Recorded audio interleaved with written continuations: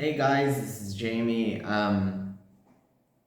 Still on the move, but basically today I wanted to talk about something I get asked about a lot, which is how is it actually like to transition in Portugal? And I want to preface this by saying that obviously I am not Portuguese. I am not of. I don't have any Portuguese blood. The closest person who has Portuguese blood to me is my partner, who is Brazilian, and that's pretty much it. So when it comes to Portugal, I do have to say that I am as detached, sort of like blood-wise, family-wise, as much as possible. Now, when it comes to Portugal itself, I do want to preface that I do understand that no place is ideal, and every person has a sort of place they like, they identify with, and etc. So, without further ado, I do want to say that I am quite happy in my place of transition. I'm happy with how my transition went, and I have been thinking about making a sort of video about this, and specifically because I've had quite a few people ask me about how is it to transition in Portugal, and how did it go, and sort of more in detailed questions. And just because I'm doing this video, I want to say that I do not mind still answering questions, and on the opposite, I'm trying to put as much information as I can out there, because I understand that when it comes to research on transitioning in Portugal, uh, there isn't much online, and it's more of a word of mouth thing. And specifically, the sources both in Portuguese and in English are very limited. So when it comes to Portugal per se, I would say I I recently, well, not recently found out, but people do say that I live in a sort of more conservative area, and I would say I never really had any trouble. The only trouble I would get into would be like disagreeing with other people in the LGBT community, or certain grinder situations, but I wouldn't necessarily say that it was something completely unsafe. Like, I did have an essay situation, but not to blame myself, but I do want to say that I really ignored a lot of red flags, and I would say it was more of me being in a toxic relationship which just escalated. And I'm not blaming myself here for anything. I'm just saying that I wouldn't say that that experience kind of shattered or put a shadow over Portugal for me. It was, though, when I first arrived, so I do have to say that. So that you have to be careful, you have to know your footing. And when I first came to Portugal, it was rather difficult for me because I didn't speak the language as well as I do now. So I would really recommend, if, like, right now it's very complicated in the world, and a lot of people are moving to places which are more accepting. So when it came to Portugal, like, if I were to give myself some advice, it would be learn Portuguese as fast as you can. And I already would say that I learned it very quickly, and my Portuguese was already basic when I came to Portugal, just from the fact that my partner is Brazilian, and I had some sort of incentive to learn some Portuguese. Although I was quite stubborn and I wasn't exactly learning it as much as I wish I could have back in the day. So I do have to say that you have to keep in mind that Portuguese is a mandatory thing. Like, I cannot stress how mandatory it is. Right. So that would be sort of like the preface for it. Now, when it comes to transition itself, I want to say that when it came to HRT, I did go private originally. I went private because I was really frustrated. I was really tired, and when I was researching Portugal, I did come across people suggesting um, my first HRT doctor, which has now retired. So I cannot forward people to him anymore.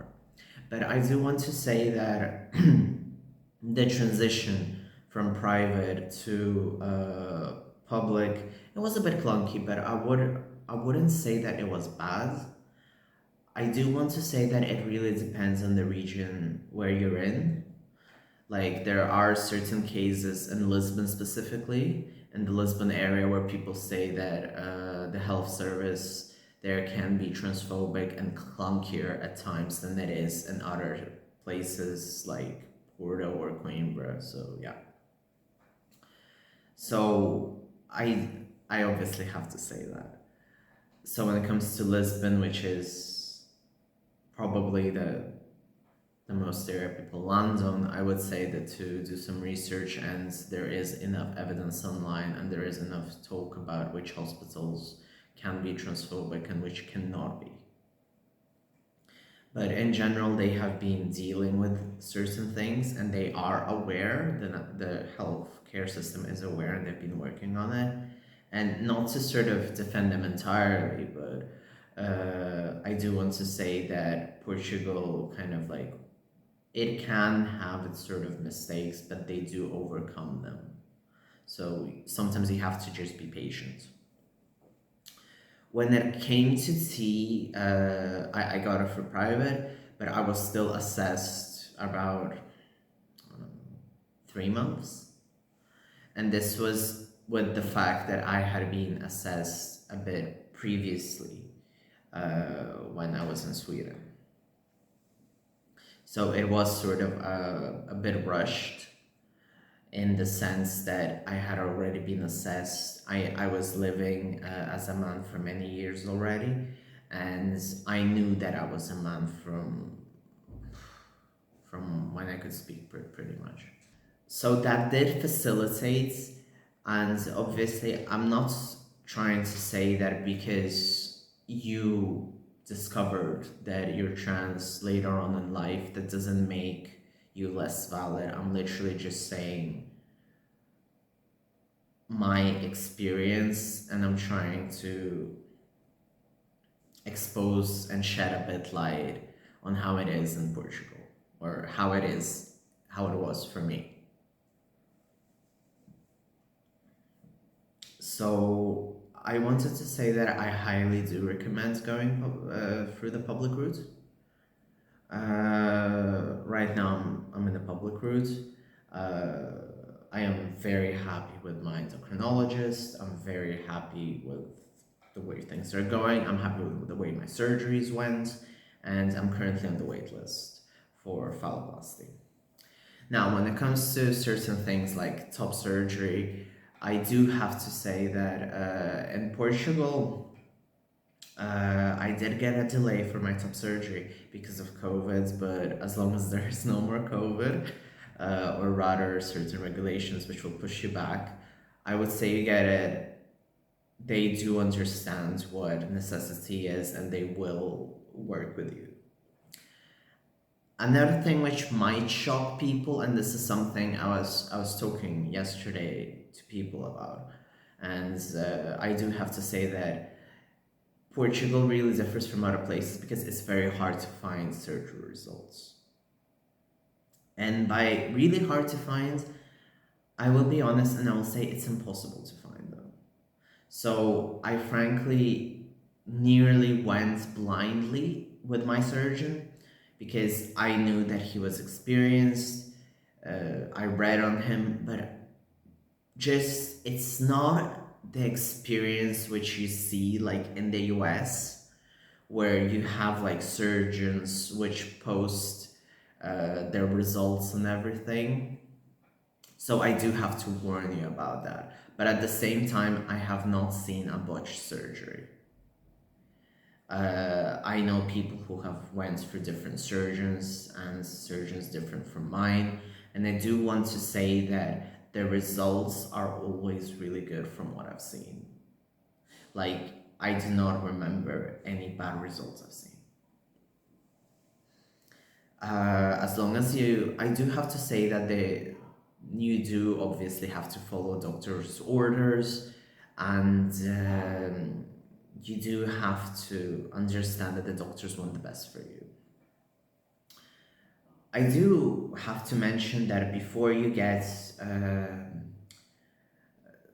your surgeries, there is a certain paper that you need to get, which is called it's pretty much an assessment for the surgeries. So they do assess you, you kind of say which surgeries you want or you're considering, and then you get assessed for them, and then you have to, then they submit sort of all your things to the word of the medics, and then they assess your case to see if you're really trans. Just like they do when they do T, and then they do it again for your surgeries, and then they give you an answer, and then you have the certain letter, and then you just submit it to the public healthcare system, and you're fine pretty much to go. But I do have to say it does take a bit of a while to wait for that letter, but it's pretty straightforward. It's just an assessment, and I do have to say that back when I was getting assessed, there were sort of like some trickier questions. I had a bit of sort of like fear of like, what if I'm gonna answer the wrong things? But as time goes, I see that people here are really, really thoroughly trained, and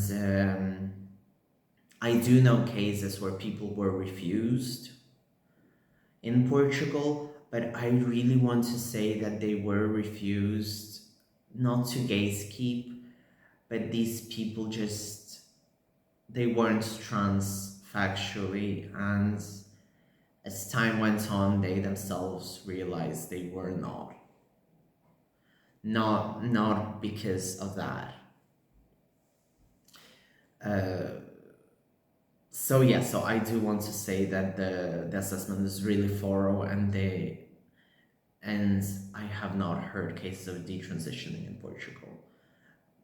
But they will sort of really get under your skin and really assess you to make sure that you really are trans and you are understanding what you're doing, what is gonna happen, and they really go through. They are always okay to answer any questions. You have their contacts and etc.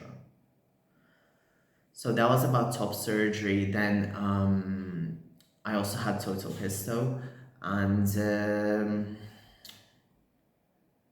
I feel like this one's more personal, and this one I think is also, it would probably be one of the easiest in a way to get, because obviously there's a lot more people who get total histo rather than, just because it's not just a trans man thing, or non-binary thing, or trans mask.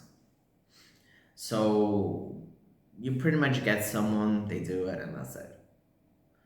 And when it comes to follow, I do have to say that I personally I'm on the overweight side, so I do need to lose weight to do follow, and that is pretty much the only thing I would, if to complain about something, I complain, because I've seen like different BMI sort of calculations which say that, like, I'm for instance fine like in the US to have follow, or like in other places, but I understand that in Portugal they are very, very rigid on their guidelines, so please keep that in mind. So if you're someone who's really nervous, like, am I really trans, or will they do a good job or not, they really know what they're doing, and they're really strict about it, but not in an impossible way. So yeah. Um, Overall, it is a long process, but transition is and technically should be a long process because you need to recover from surgeries. You need to recover. You need to see how your body adapts. And I would say that I really, well, enjoyed my transition is a weird way of putting it, but my experience has been positive, and that's what I wanted to emphasize. And if you have any further questions, I'm happy to go deeper in a video on it. I just wanted a sort of rough overview. And to finish this off, I do want to say that when it comes to Portugal, um, access obviously to the health service comes to people who work or study or who are Portuguese citizens, residents, etc. And I did have a question once asked to me, which was kind of casually, but they still asked me in a way like, "Are you planning to remain in Portugal?" Which you have to keep in mind that sometimes some questions they can just be questions, or they can actually be masked as something. How to put it? Uh, as something not significant, but you can kind of see the points behind it. So I do want to say that I did move to Portugal with the intent of studying and staying. And that is pretty much the consensus here. So if you move here, you kind of move here to study and stay, or like to work and stay. And this is from, again, from my experience and from my understanding. When it comes to private, just to sort of go get the things done and move on, there are private clinics, there are private options, but I'm not as well versed on them as I used to be, like when I just started transition, when I was going private with the said doctor I mentioned that retired. But I do have to say that if you're thinking like, should I move to Portugal? Is this a good country for trans people? Uh, I personally say yes, because I hook up on Grindr. Like, I've been in weird and good situations on Grindr, and being poly and open obviously puts me as a target in ways. And because my country of birth didn't allow me to change my ID, I do have to say that Portugal does the best efforts for me as I wait to get my documents changed. And I do not feel like I am a second grade citizen in any way. And on the opposite, like when I tell people like, hey, I've been here for X amount of years, I'm like waiting to get my passport and get my name changed and everything, people are understanding of that. And I do have to also add that even on Grindr, like when you do get uncomfortable questions, I really, really, really want to say that it's never out of malice. It's more like people may not be that well versed on trans things, but I have never really met proper hate. And also, maybe it's another thing, but I'm literally a bald, beardy, fat guy. So I kind of pass rather easily. Um, so maybe there's also that, and maybe there's also that I really choose who do I decide to be open with about my trans status, or who I disclose it to. But I do have to say that I have never. No, I did meet a really weird reaction once. It was in my first year, and it was by a Brazilian student who just moved into Portugal. So that was the only case, and it was because she was taken back that I was trans, and it was like a cis het girl, and I'm not good with cishet women in general at times, but what I wanted to say was that I really have to sort of dig in through my memory to think of negative experiences. So yeah, I hope this was informative, and if you do want to move to Portugal, I do highly encourage it. The education here is good. Uh, you can find work in your area if you look.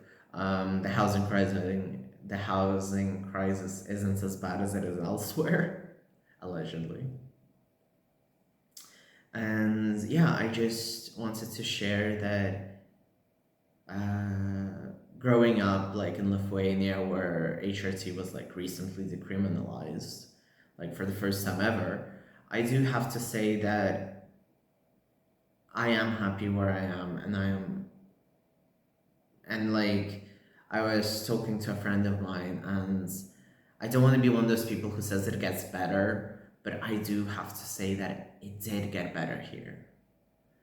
And even like if the Portuguese will complain always about Portugal, and I will also join them and complain, but I do have to keep a sober mind and understand that Portugal has certain things which obviously need to be addressed, like racism. But I'm just talking about trans things in this case.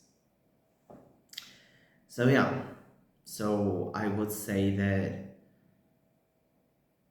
I've said pretty much everything.